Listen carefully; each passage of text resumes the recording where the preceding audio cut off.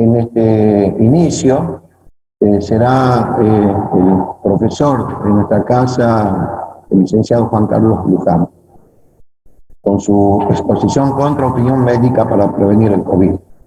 Pero vamos a presentar inmediatamente a la moderadora de esta exposición, que es la magíster ingeniera Patricia.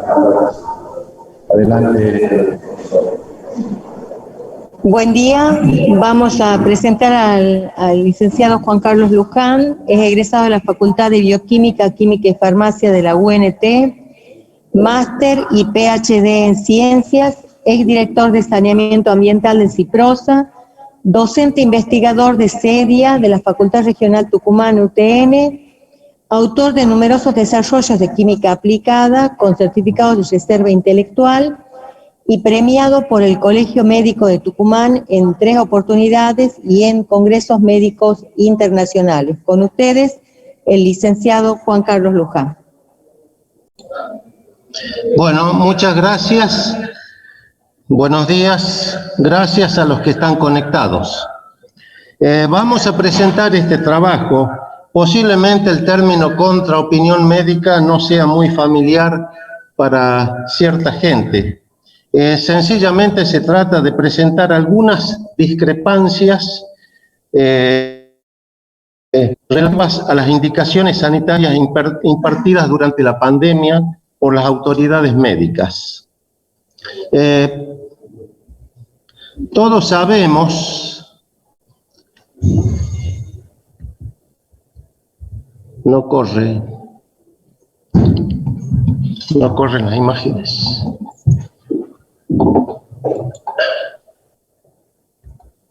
Todos sabemos cómo nació esta pandemia en la ciudad de Wuhan, provincia de Hubei, y se diseminó con un ritmo vertiginoso por el mundo, según lo muestra este mapa de trayectorias. Resulta imperdonable que las autoridades de Wuhan no hayan cerrado sus fronteras ante los primeros 47 casos constatados de una nueva cepa de patología respiratoria aguda llamada COVID-19. También debemos señalar una falta de reflejos y cabildeos de la Organización Mundial de la Salud, el organismo rector de la salud mundial, que minimizó la diseminación viral constituida en una bomba biológica de alcance mundial, con una velocidad de transmisión asombrosa y una capacidad de daño a la salud y a la economía incalculable. Para tomar una simple referencia, las 2 bombas termonucleares de Hiroshima y Nagasaki, con las cuales se terminó la Segunda Guerra Mundial, cobraron 100.000 vidas. El COVID-19, hasta la fecha, ha producido 3.600.000 muertos y posiblemente haya más. Todo esto podría haberse evitado si hubiera habido un buen manejo de la pandemia y de la Organización Mundial de la Salud, dando las pautas correspondientes. Yo guardo el mayor de los agradecimientos y respeto a los médicos que se ocupan de nuestra salud y nos salvan la vida. Pero esto no quita a que podamos tener algunas discrepancias en algunos temas relacionados, por ejemplo, con la física de partículas en el aire y otras cuestiones que vamos a abordar en este trabajo. Quiero aclarar que todos los conceptos que voy a emitir en esta exposición son opiniones personales, no son institucionales, no son de UTN, pero UTN podrá compartirlos o estar en desacuerdo. Corren por mi exclusiva responsabilidad. Algunos puntos que vamos a tratar son el comportamiento físico de las gotitas infecciosas en el aire, que fue a mi juicio el error inicial, considerar que el virus era pesado, caía rápido y que 1,5 metros de distancia bastaban para protegerse. Otro tema que vamos a abordar es cuándo es apropiado usar el barbijo y el fenómeno de la hipercapnia. El tercer tema central es el saludo con el puño. Es toda una aberración sanitaria. Y otro tema más es la falta de acciones observada en materia de renovación del aire en lugares cerrados, oficinas, bancos, consultorios, salas hospitalarias, etc. Bueno, en esta imagen estamos viendo algunos datos técnicos del virus. El virus ha sido estudiado por microscopía electrónica y ha sido pesado con una nanováscula. Pesa tan solo 4,18 nanogramos. O sea que no podemos decir de que el virus es pesado. En todo caso, comparativamente con otros virus, es un poco más voluminoso. Es uno de los virus más grandes que conoce la medicina, con 30.000 nucleótidos. Pero el hecho que tenga un peso molecular mayor no hace que se comporte físicamente como una partícula pesada, ni cae más rápidamente al suelo que otros virus o que otras partículas. El año pasado, cuando presentamos esta temática, mostramos esta ecuación que describe cómo es el comportamiento de las partículas en el aire. La velocidad de caída de una partícula en el aire depende de su densidad, depende de la aceleración de la gravedad, que es una constante, del diámetro al cuadrado, dividido en 18 y la viscosidad del aire. Prácticamente la densidad G, 18, y la viscosidad del aire se transforma en una constante, y la velocidad de caída de una partícula depende exclusivamente de su diámetro y de los factores de roce. Las partículas respiratorias no caen como las partículas groseras. Para ver esto en términos numéricos, observemos esta tabla. Observemos la columna de la izquierda y la de la derecha. Si un virus estuviera libre en el aire, cosa que es una abstracción, los virus no están libres, están asociados siempre a células, a bacterias, a gotitas, a mucosidades, demoraría 2 días en caer desde la altura de la nariz, desde 1,70 m, o permanecería indefinidamente flotando en suspensión en la atmósfera. Si los virus estuvieran asociados a partículas de 5 micrones, demorarían 1,7 horas en caer al suelo. Si fuese a 10 micrones, demorarían 52 minutos. Y solamente caen rápidamente partículas groseras, como las de 100, 200, 2000 micrones, que lo hacen entre 3 minutos y 1,5 segundos. Prácticamente las partículas, fracción PM10, que quiere decir partículas menores de 10 micrones, permanecen en términos reales indefinidamente suspendidas en el aire. Como puede verse en esta imagen, estas gotitas que siguen una trayectoria horizontal, llamadas núcleos infecciosos de Wells, que merodean todas las oficinas y los lugares cerrados donde habitan personas. Todas las afirmaciones que hago en este trabajo están soportadas en experiencias, en experimentos, en acciones empíricas. Para ello, para demostrar esto y para ver si esto es cierto, fuera de lo que es la especulación de la ecuación física y de los modelos, he trabajado con bacterias de 1 micrón de diámetro, o sea, bacterias que tienen 5 veces más diámetro y 5 veces más peso aproximadamente que el virus, o sea, 5 veces más pesada. Se trata de una cepa de Streptococcus thermophilo, que es no patógena. Justamente elegí una bacteria no patógena para evitar riesgos durante la experiencia. Esto ha sido hecho, bueno, esta foto que están viendo en la pantalla está tomada con un microscopio con cámara de mi laboratorio. Esas bacterias las he cultivado y les he medido la densidad. Fíjense, a la derecha de la pantalla tienen un pignómetro, que es un elemento de laboratorio muy preciso para medir la densidad.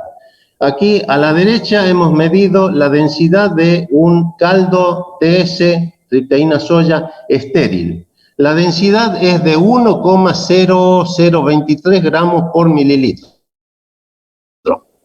Es decir, muy cercana a la densidad del agua. Y a la izquierda tenemos un pignómetro lleno con un cultivo crecido de bacterias.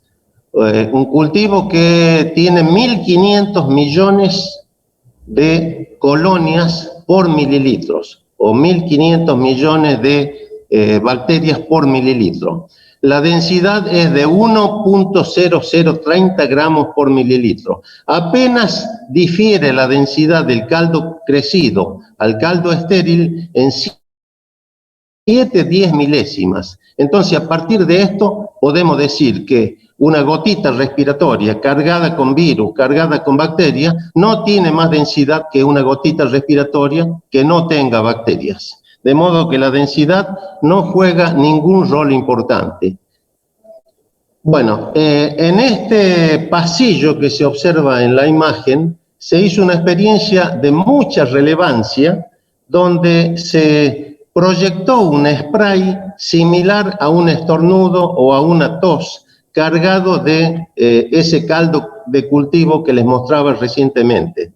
Ustedes van a ver una cinta métrica desplegada en el piso de color amarillo para medir la distancia, y en estos banquitos se colocan cajas de Petri abiertas con un medio de cultivo apropiado, horizontales, y en la parte superior van a ver como sogas. Estas sogas son tensores de alambre que sostienen placas de Petri abiertas con medio de cultivo. ¿Para qué son las placas?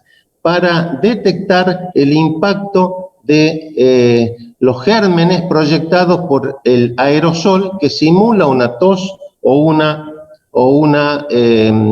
un estornudo. En la siguiente imagen vamos a ver los resultados. Estas placas se mantuvieron durante 10 minutos, se cerraron y luego se llevaron al laboratorio a incubar a 37 grados centígrados.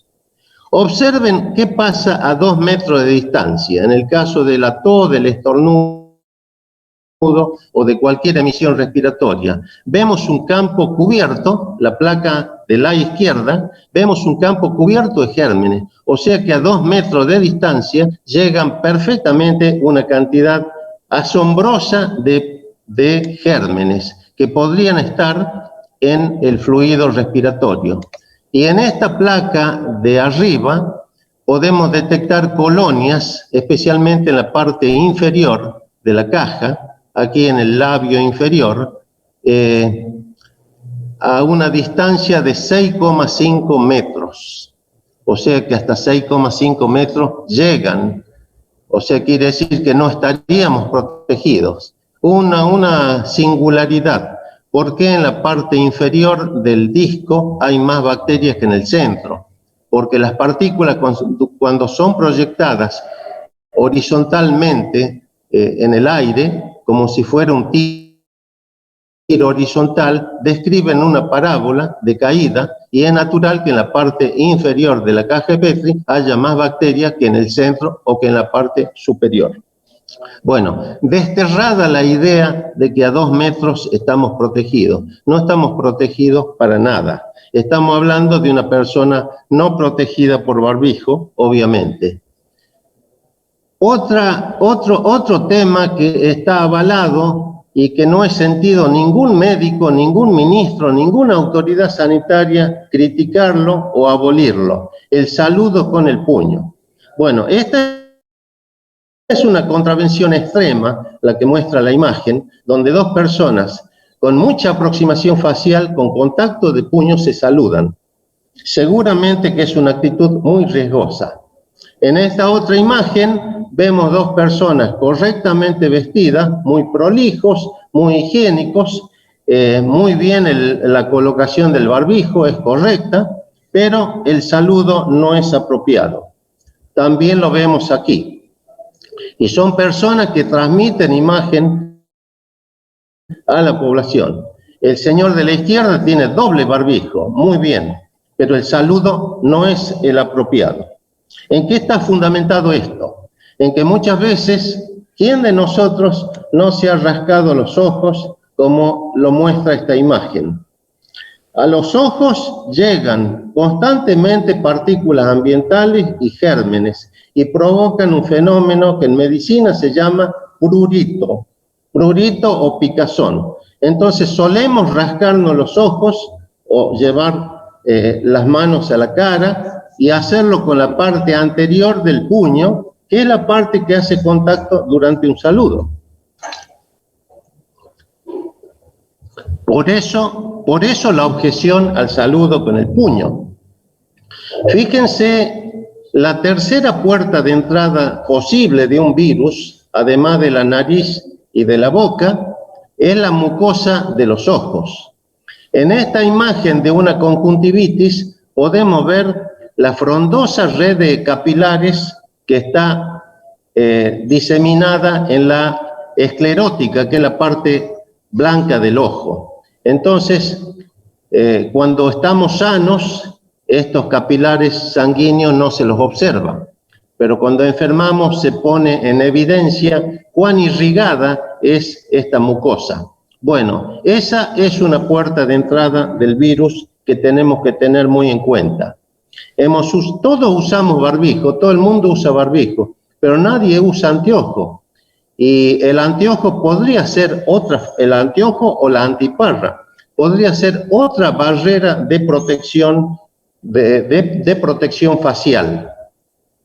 Bueno, esta experiencia también es muy significativa. A un grupo numeroso de personas se le hisopó la yema de los dedos, de las manos, y el dorso de los dedos, que hace contacto en el saludo con el puño. Bueno, como era de esperar, la yema de los dedos tiene muchas más colonias bacterianas que el dorso de los dedos. Aquí, en este caso, bueno, fueron muchos los cultivos, yo muestro uno solamente. En este caso, la relación es de 3:1. En la yema de los dedos tenemos 196 colonias por centímetro cuadrado y en el dorso tenemos apenas 60. Triplica. Pero queda claro que el dorso de los dedos, el dorso de la mano, no es estéril. Y si hay bacterias, perfectamente puede haber virus. Este señor, fíjense esta actitud, este señor muy prolijamente vestido, se está tocando la parte anterior de la mano izquierda con la yema de los dedos de la mano derecha. Ahí está claramente puntualizado cómo es que arrastramos flora de una mano a otra y de la parte anterior a la parte posterior. En esta otra imagen es más que evidente. Este pobre señor se está cubriendo las manos porque debe estar sintiendo frío. Ahí la mano izquierda lleva gérmenes de los dedos, de la yema de los dedos, a la parte anterior de la mano derecha. ¿Por qué no adoptar esta sabia y milenaria costumbre oriental de saludarnos como lo hacen los japoneses? Solamente que parecería ridículo hacerlo así. Las veces que yo quise hacerlo así, siempre hubo una sonrisa burlona, pero creo que es lo más sano y es lo que conviene. En la pandemia debiéramos copiar las buenas cosas, las buenas actitudes. Bueno, hablando de transgresiones, un programa muy conocido aquí en la Argentina, con 3 personas, una cocinera, un médico funcionario y la conductora del programa, hablando sin barbijo a viva voz sobre los alimentos que luego ingieren en el tradicional almuerzo. Otra transgresión.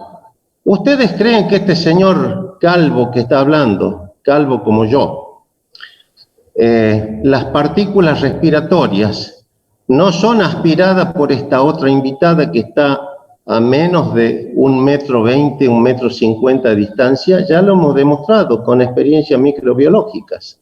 Y las partículas de Wells seguramente que emite este señor al hablar van a llegar a la conductora y a este invitado que está al frente en forma oblicua y a esta otra invitada y al camarógrafo y van a invadir todo el canal.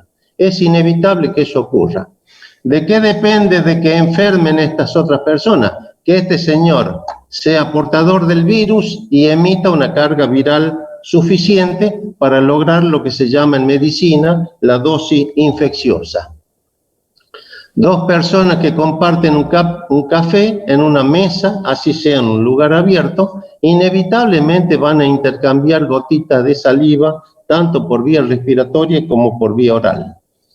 Bueno, en nuestro laboratorio de la Universidad Tecnológica hemos comenzado recientemente un estudio de calle para hacer mediciones microbiológicas que involucren tanto bacterias como virus. Pero advierto, es un trabajo joven, tenemos pocos datos, pero ya en el trabajo se visualiza algún tipo de tendencia. Para mostrar algunos de los ensayos, porque son cientos y sería imposible en este tiempo mostrarlo a todo. Hemos hisopado teclados de cajeros automáticos, hemos hisopado pisos de cajeros, de galerías peatonales y hemos hisopado pantallas táctiles y aquí hay una experiencia aislada con billetes, que es todo una sorpresa. En los teclados hemos encontrado abundante cantidad de bacterias. En el piso, como era de esperar, es casi obvio que la caja se iba a cubrir de gérmenes. Bueno, este es el ensayo número 15, este es el ensayo número 28. Bueno, aquí una curiosidad. Observen que la caja del teclado número 15 está mucho más poblada de bacterias que la caja de la pantalla táctil. Cuando vamos a un cajero automático, nosotros tocamos el teclado y tocamos la pantalla también. ¿Por qué la pantalla tiene menos bacterias que el teclado? Yo le atribuiría en principio, por estudios anteriores, que el campo eléctrico y la pequeña dosis de radiación ultravioleta que tienen las pantallas de los cajeros automáticos inhiben parcialmente el desarrollo de bacterias. O sea, la pantalla táctil resulta un poco hostil a los gérmenes. Entonces es probable que haya menos flora en la pantalla que en el teclado. Bueno, los billetes de baja denominación de 5 pesos, de 10 pesos y de 50 pesos han mostrado una fuerte inhibición al desarrollo de bacterias. No así para hongos. Todas estas manchas oscuras que ustedes ven en pantalla son colonias de hongo y muy poquitas colonias de bacterias. Parecería ser que la tinta de los billetes actúa como un antibiótico, permitiendo el desarrollo de hongos y inhibiendo el desarrollo de bacterias. Para mí es toda una novedad, lo he repetido muchas veces, pero no lo he hecho con billetes de alta denominación, como billetes de 500 o 1000 pesos, por un fenómeno de dolor de bolsillo. Esto es otra cosa muy importante. Otro semáforo, otra luz roja, las tarjetas que introducimos en los cajeros automáticos. Se toma una tarjeta para operar un cajero automático. Se la esteriliza con óxido de etileno, se la lleva estéril en un sobre, se la introduce en un cajero automático y al salir se la hisopa y se la cultiva, dando una galaxia de bacterias. ¿Por qué tantas bacterias? Yo en la primera experiencia pensé que esto había sido un error operativo mío. Lo repetí varias veces y encontré siempre lo mismo. ¿Cuál es la explicación? Cientos de personas tocan tarjetas, las introducen en los lectores y los lectores poseen en su interior un juego de rodillos de goma sintética, que rozan ambas caras de la tarjeta. Entonces, ¿qué es lo que está haciendo el lector de tarjeta? Se está comportando como un concentrador de gérmenes. Entonces, el consejo es que cada vez que introduzcamos una tarjeta en un cajero automático, al salir la rociemos con alcohol o le pasemos un pañito con alcohol 70, porque la carga microbiana al salir del cajero es enorme. Me ha sorprendido, lo he repetido infinidad de veces y me ha dado prácticamente el mismo resultado. Bueno, otro tema que hemos abordado es averiguar si hay virus en el aire ambiental de las calles del microcentro de Tucumán.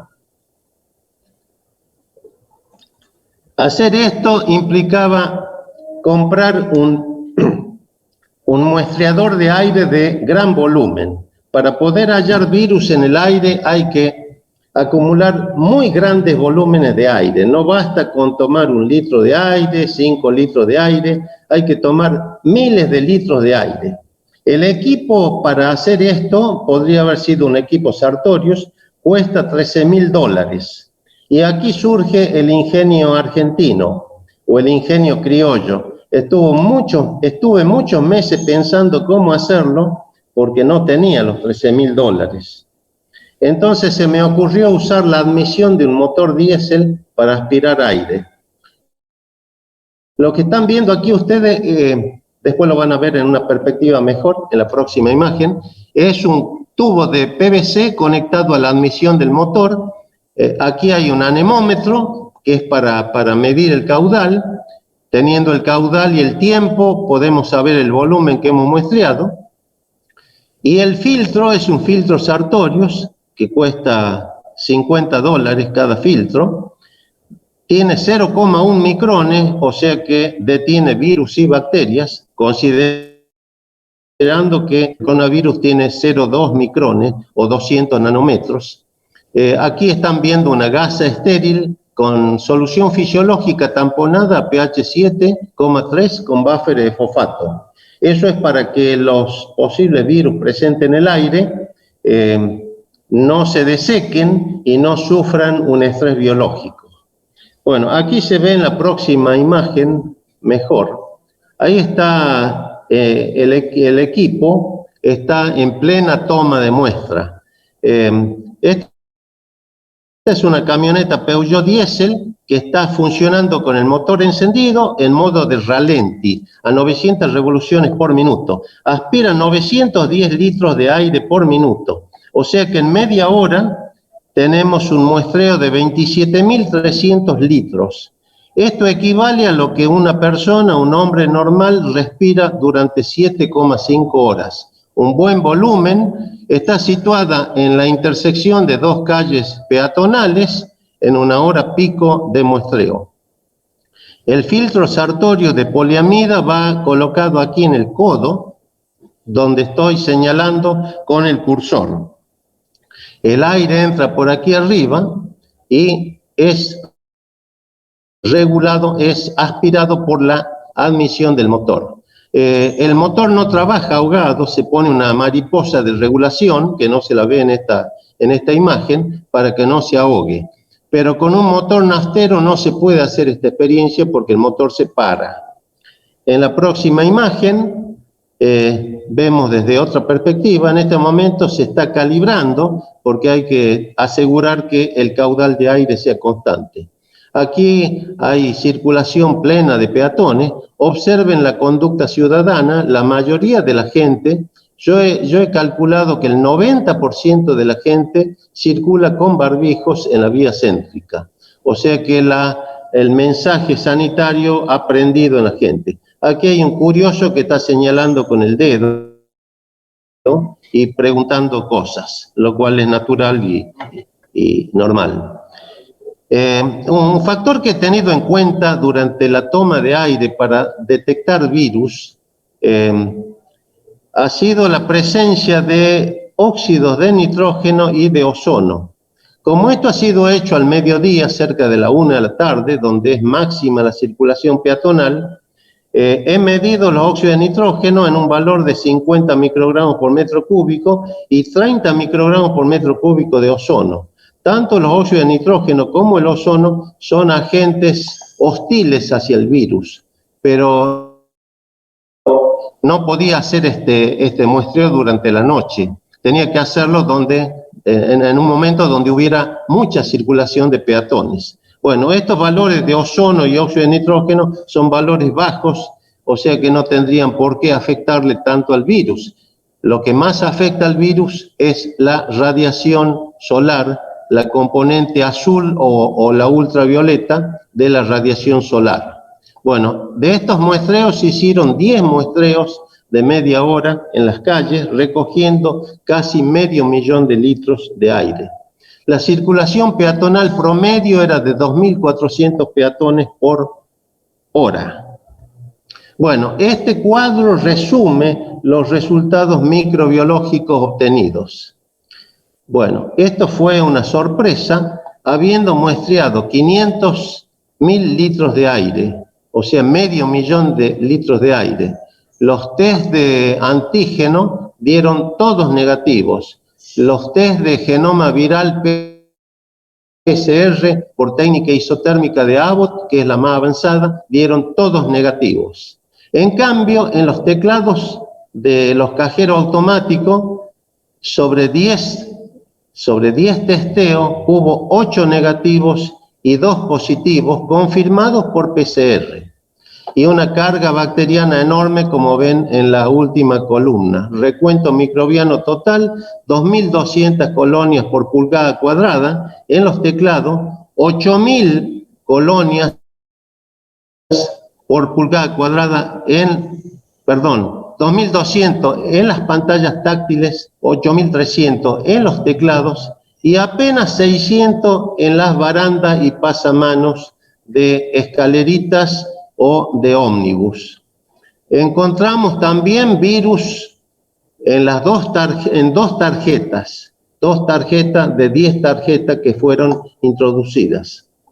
En los pisos de las galerías no encontramos virus, o sea que esa recomendación de regar las plantas de los pies con lavandina, con amonio cuaternario, cuanto desinfectante se nos ocurra, en principio no tendría mucho sentido. Como les dije, este es un estudio joven, son pocas muestras. Esto que les estoy mostrando aquí no tiene un peso estadístico, no está para salir a dar una conclusión microbiológica, pero me está dando una tendencia. Ya hemos encontrado virus en las tarjetas y hemos encontrado en algunos cajeros automáticos. Entonces, a tener muy presente eso. En el aire, no. Pareciera ser que el aire es hostil. Además, la conducta ciudadana que mostré con el uso intensivo del barbijo. Un comentario. Esto cuesta mucho dinero hacer estos estudios. Aquí, en estas muestras que ustedes ven en pantalla, hay 300.000 pesos argentinos, que son unos $2.000 aproximadamente, de costo de reactivos, solamente de costo de reactivos, sin tener en cuenta otros costos. Bueno, vamos a hablar un poquito del barbijo. ¿Cuán eficiente puede ser un barbijo? He elegido esta foto de este barbijo, un N95 profesional con válvula expiratoria, para evitar la acumulación de dióxido de carbono.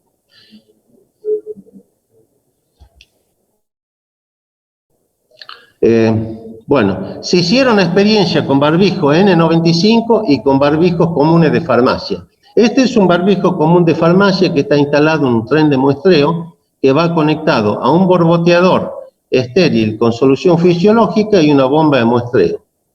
Terminado el muestreo, se lleva al laboratorio, se lleva este líquido se pasa a una bolsa estéril, se refrigera, se lleva al laboratorio y se cultiva. Ahí estaría un esquema un poquito más didáctico, más pedagógico, de cómo es el dispositivo y cómo circula el aire. Estos serían los aerosoles, el aire ingresa por el tubito color turquesa, el borboteador turquesa, esta es una trampa seca y la bomba de aspiración. Este líquido luego se cultiva y aparecen los gérmenes y se hace también un test de antígeno y un PCR para la búsqueda de virus. Aunque les parezca mentira, esta imagen muestra la carga de bacterias, de hongos y de microbios en general que respira un ser humano durante 1 hora. En 1 hora respiramos toda esta basura microbiológica que estamos viendo en la imagen. Entonces, en conclusión, el sistema respiratorio del ser humano es un verdadero héroe para poder eliminar toda esta flora, evitar que lleguen a los alvéolos a través de la mucosidad, de la secreción, de los movimientos ciliares y de toda la fisiología protectiva de la mucosa respiratoria humana. Aquí estamos viendo un estudio particular de hongos hecho también con barbijos. Fíjense, usando barbijo tan solo atraviesan 4, aquí dice 4 porque aquí apareció una quinta a último momento, pero 4 o 5 esporas atravesaron el barbijo. Y cuando no usamos barbijo, esto corresponde más o menos a 1 minuto de respiración, ingresan 31 esporos. Haciendo un cociente entre 4 y 31, resulta que la eficiencia de retención del barbijo para esporos fúngicos, o sea, esporos de hongo, es de aproximadamente un 87%. Esto ha sido hecho con un barbijo común de farmacia. Esta es una fotografía microscópica de un N95. Aquí se ven estos puntos oscuros, son partículas que están pegadas en la estructura, en la trama del barbijo. Esto es un barbijo común de farmacia. Observen las partículas incrustadas, pero pueden verse muchos lugares por donde la luz pasa directamente.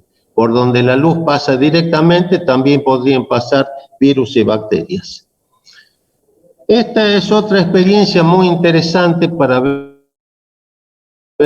cómo se comporta un barbijo ante el paso de aerosoles PM10, o sea, de partículas menores de 10 micrones. Consiste en una bomba aspirante, un embudo milipor con una membranita en la parte de atrás, una membrana de poliamida, y se adapta un barbijo al labio de este embudo y se lo sella con una cinta y con una banda elástica. Se lo somete a la aspiración de un aerosol. De nuevo aquí, ingenio argentino. Esto es un fotómetro llama que trabaja sin llama. ¿Para qué sirve el fotómetro llama? En este caso, aspiramos una solución fisiológica teñida con azul de metileno, y esto que ven ustedes en pantalla, que parece un fantasma, no es un fantasma, es la niebla que produce la nebulización con partículas de 1 a 5 micrones. Con esa niebla lo exponemos al barbijo y provocamos la aspiración. ¿Cuál fue el resultado? Observen, a la izquierda las partículas de 1 micrón pasan en una cantidad tan grande que prácticamente pintan la membrana que había en la base del embudo. Y las partículas de 5 micrones lo hacen en menor medida. Y partículas de 100, de 200 micrones directamente no pasan el barbijo. De modo que el barbijo no es una barrera absoluta, no es un filtro EPA. El filtro EPA es un filtro de alta eficiencia donde no pasa prácticamente nada más que moléculas de aire. Pero los barbijos no son filtros EPA, son filtros de eficiencia limitada. Bueno, aquí estamos viendo una fotografía microscópica con el impacto de gotitas de azul de metileno en un filtro N95. Cada puntito azul que ustedes observan en el campo del microscopio es una partícula de azul de metileno que atravesó el filtro y podría ser, podría ser portadora de virus. Otro estudio que hemos hecho es el tema del dióxido de carbono que refluye cuando usamos un barbijo. No voy a detenerme mucho por razones de tiempo. Este es el equipo donde se absorbe en hidróxido de potasio el aire que está entre la nariz y el barbijo. Adaptando una manguerita, se lleva el aire a este equipo y se aspira ese aire y luego se lo analiza en el laboratorio. ¿Cuáles son los resultados obtenidos? Todos nosotros, yo aquí en esta sala, ustedes en sus casas, en sus oficinas, toda la gente del mundo, salvo los lamas tibetanos que viven a 5.000, 6.000 metros de altura, respiramos más o menos un valor de 400 partes por millón de dióxido de carbono. A la izquierda de la pantalla, en la parte inferior, ese sería el aire normal. Si yo en este momento me coloco el barbijo y respiro normalmente, estando en reposo, mientras sigo esta conferencia, voy a pasar de 400 partes por millón a 6.300 partes por millón de dióxido de carbono, que sería el límite prácticamente que establece la ley de trabajo, de higiene y trabajo, para las 8 horas en la Argentina.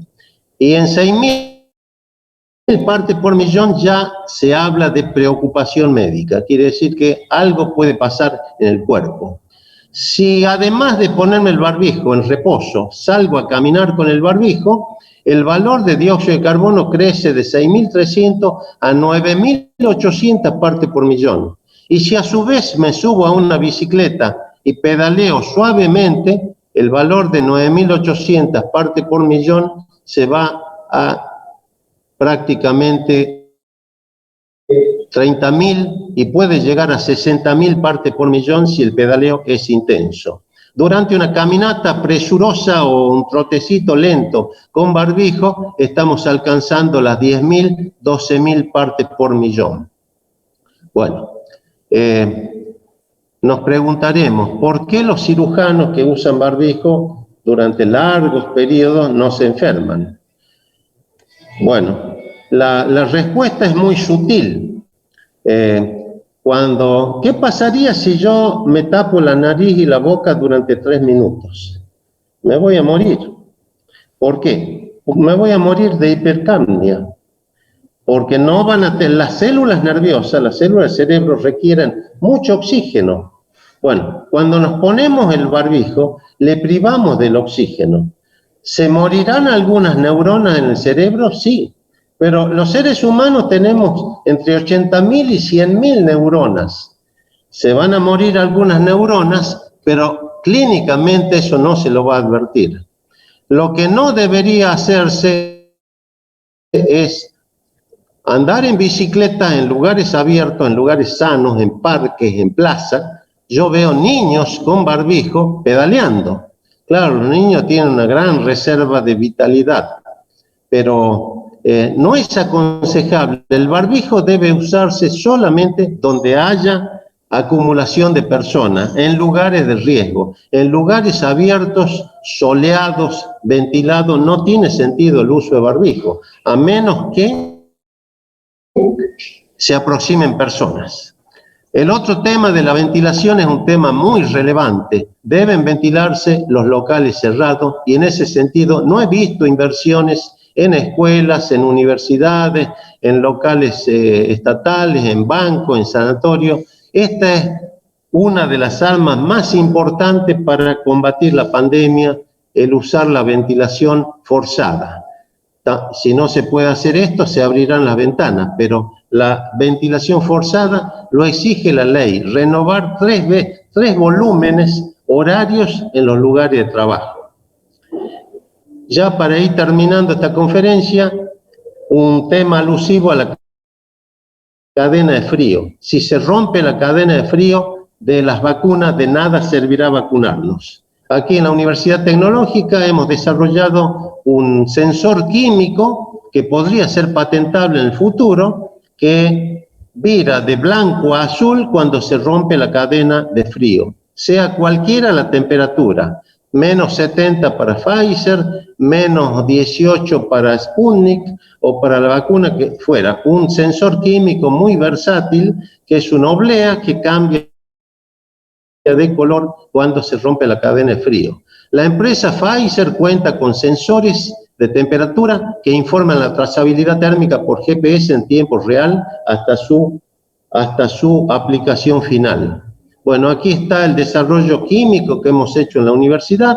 En la figura de la derecha sería una vacuna, un fusionante, una solución fisiológica con un colorante que está congelado. Cuando descongela, se tiñe de azul, indicando cadena de frío. Bueno, esto da para más explicaciones, pero los tiempos se están agotando. Una última reflexión. Ustedes habrán visto en la web de que hay dos hipótesis de cómo nació esta pandemia. ¿Fue un virus artificial de laboratorio que se fugó de un laboratorio? ¿Fue un accidente biológico? Bueno, eso lo sostiene el Premio Nobel 2008 de Medicina, Luc Montagnier, descubridor del virus del SIDA, del HIV. Él halló un encriptamiento genómico del HIV, supone que se estaría intentando fabricar una vacuna usando un coronavirus y bueno, de allí hubo un accidente y se fugó. Pero es muy poco probable porque se trata de un laboratorio clase 4, que son los laboratorios biológicos más seguros. Y la otra hipótesis, que es la más aceptada a nivel mundial, es que esto surgió de un salto zoonótico, del animal al hombre. Llámese animal murciélago, pangolín, hombre, o podría haber un eslabón intermedio, pero con violenta propagación asociada a mutaciones, con muy alta contagiosidad. Vamos a suponer que los chinos no tienen nada que ver. Los perdonamos a los chinos, no han hecho nada malo, fue simplemente un brote zoonótico. En el caso que esta pandemia se haya originado por un brote zoonótico, esto es una gran lección para el ser humano. ¿Por qué? Porque estamos arrasando con los ecosistemas naturales, estamos rompiendo la biodiversidad, estamos matando animales, los estamos desplazando de su hábitat natural y la naturaleza se va a rebelar. A mí me enseñaron como alumno de la universidad, como alumno de la Facultad de Bioquímica, cuando era jovencito, hace 50 años, el principio de Le Chatelier, enunciado en 1884 por un químico francés. Todo sistema que es sacado de su equilibrio, tarde o temprano reacciona tratando de restablecer ese equilibrio. El planeta Tierra es un sistema vivo que lucha denodadamente por mantener sus equilibrios naturales. Cuidemos nuestra casa común, el planeta Tierra, como lo dice el Laudato Si, la encíclica papal Laudato Si, emanada del Vaticano. Respetemos la creación. Muchas gracias y espero sus preguntas. Aquí está mi dirección de mail para cualquier pregunta digital. Por una cuestión de tiempo, vamos a dirigir las preguntas al mail del doctor Luján. Así que, por favor, yo ya lo copié en el chat y acá lo tienen presente para que ustedes puedan enviar ahí esas preguntas. Muchas gracias.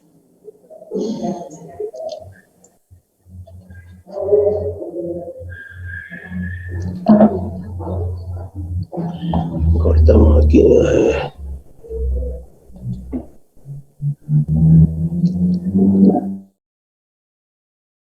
Minutos. Al profesor Luján, su disertación que fue brillante, y también agradecemos a la profesora Patricia Albarracín por moderar esta primera charla de la 14 edición de la Semana de la Ingeniería. En instante vamos a iniciar la segunda charla desde Suecia con el ingeniero José Kassen. Por supuesto que le agradecemos a toda la audiencia, a todos los que estuvieron conectados. La verdad es que estamos muy contentos y felices de nuestra organización de la Semana de la Ingeniería por la participación de todos. Así que muchísimas gracias, la invitación cordial para el instante a las 11, que es la disertación del ingeniero José Kassen, vuelvo a reiterarle, desde Suecia.